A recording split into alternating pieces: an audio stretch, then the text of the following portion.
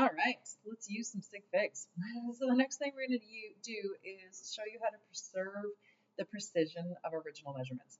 It's never a good idea to overestimate an answer. So, if I say that someone has $1,563,272.27 in their bank account, that's what they better have. If they don't, and I'm unsure, if I say they have about a million, most people are going to be happy. So it's all about answering the precision that's appropriate given the measurements that were taken. If you'd like some more details on this, this is a great video to watch, and it explains why we need these rules. If you're okay just accepting it, we can just go through here. So I'm going to put that video link in Moodle, and feel free to watch it. But the rules are as such. There's two.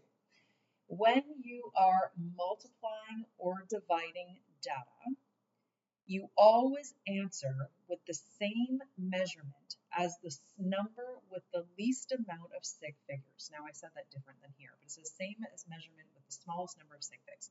So for example, if I had a number like 1.89, which has 3 sig figs, and was multiplying it by 23, that has 2 sig figs, I get an answer 43.47, which has 4 sig figs, right? But I can't answer with more precision than my data.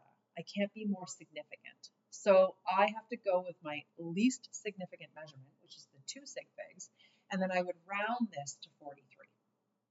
If I took a number like 27.568, that is 5 sig figs, and I divided it by 0.058, that's 2 sig figs, I can only answer with 2 sig figs. So even though I get this crazy big number, right, I can only answer to 2. So I would answer to 2 sig figs, but then using my rounding rules, the 7 rounds to an 8, and then I still need to keep it in the hundreds, right? This is 475, and so I would round it to 480 with 2 sig figs.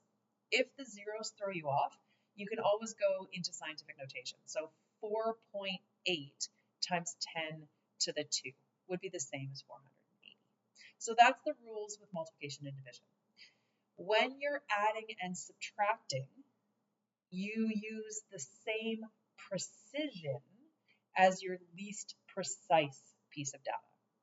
So multiplication and division, it's all about sig figs, whereas addition subtraction, it's all about precision. So be careful with that. It throws everybody off.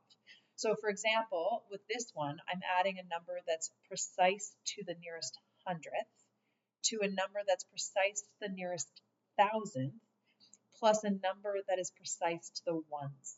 The ones is the least precise piece of information.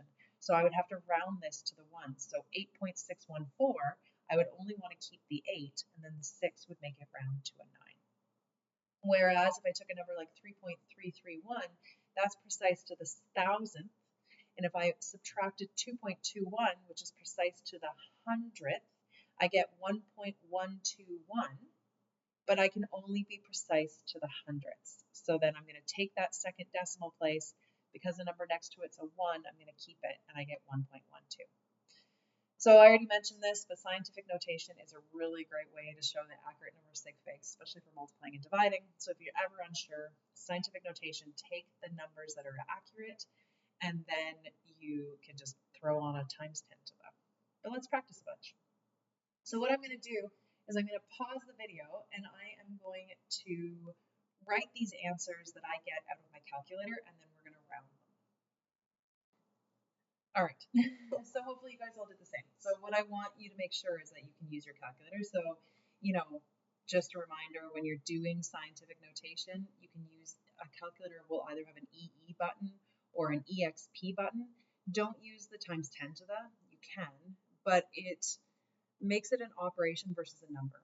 When you use the EE or the EXP, your calculator knows to keep the 8.5 times 10 to the 5 together. If you put 8.5 times 10 to the 5, there's questions where you might need more brackets. So just be careful.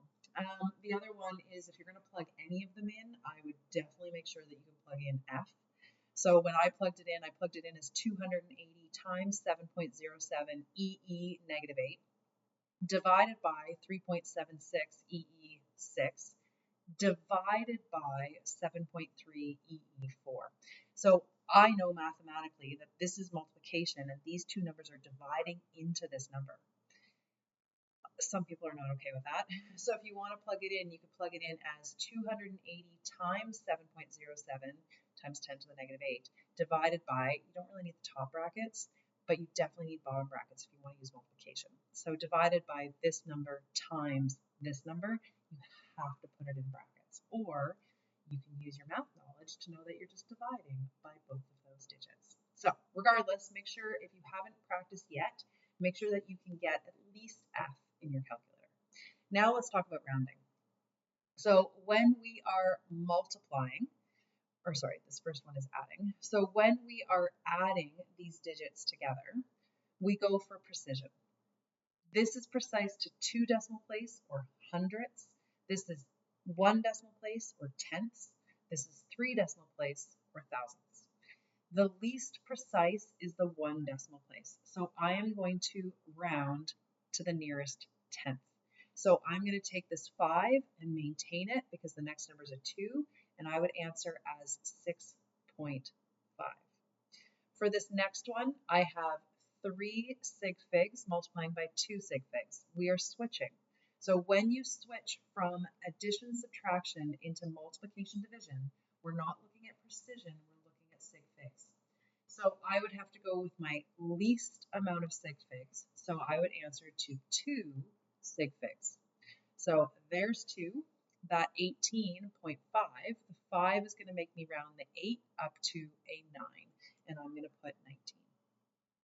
The next one, we're switching back, so I'm making your brain switch back and forth so that you get really good at this. We are again doing addition, subtraction, so we're going to go for precision. This number is precise to the ones. This is precise to the hundredths. So my answer is going to be to the ones. So I'm going to round this 5. Since the number next to it is a 3, I'm going to keep it the same, and I get 4145, right? 4,145. For this next one, again, I'm going back to multiplication. So I've got 2 sig figs times 3 sig figs times 3 sig figs. So my least is going to be 2 sig figs. So 2 sig figs would keep me to the 0.70, but because the number next to it is a 6, I'm going to answer as 0.71. For these last two, I'm keeping with the multiplication and division. So here I have 3 sig figs divided by 3 sig figs, so I get to answer with 3. 3 sig figs would be 0.139. Now, because the number next to the 9 is an 8, I have to round the 9 up. So it's going to be 0.00000140, right? Or what would be easier is writing this in scientific notation. So 1.40 times 10 to the negative 6. But if you wanted to put all those zeros, that's fine too. And then this last one, multiplication, division again. I've got 2 sig figs in this question. So 2, I've got a 3, I've got a 3, I've got a 3. I'm going to answer to 2. So I'm going to just answer as 7.2 times 10 to the negative 17. All right, go get those rules solid because then we're going to do combined operations next.